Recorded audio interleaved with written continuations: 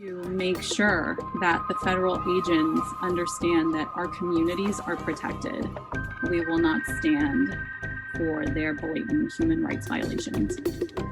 I think what motivated a lot of people to get out there and actually be present is the federal troops' occupation of our city.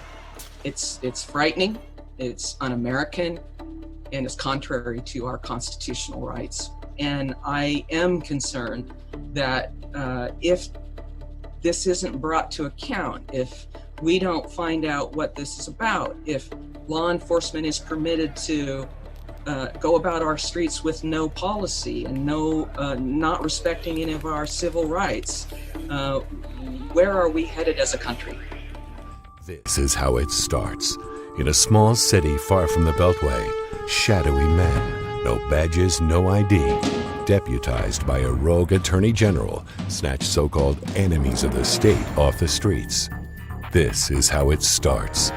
Without a warning or a warrant, heavily armed paramilitary units shove their targets into unmarked vans and race away.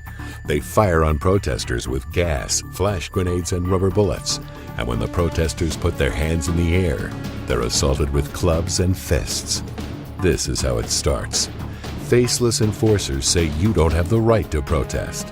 Now Trump's bureaucrats are promising to send their thugs everywhere. Your town. Congrats, America. We finally did it. We finally got to All Lives Matter.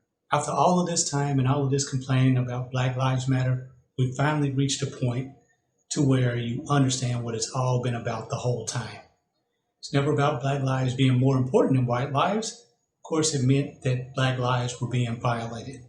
Black people were being snatched in unmarked cars or confronted violently by the police for no good reason. And now that this is happening, whitest cities in America, Seattle, Portland, which is an extreme case, you begin to understand what these people have figured out. It was never about just Black lives. It was understanding that if we all don't have our rights, no one has their rights. It was about getting those rules on the books. You can get them on to incarcerate the Blacks, build a wall for the Mexicans, ban the Muslims. But once they were on the books, it wouldn't just be them. It could be you. Now, I wonder where the guys are who buy all the guns and get prepared for government tyranny during this. I do know where they are. They're out making comments on Yahoo and CNN talking about one-sided story in Trump 2020. So when they come for you, there won't be anyone left. And I hope you don't think that an AR-15 can fight a tank or a drone.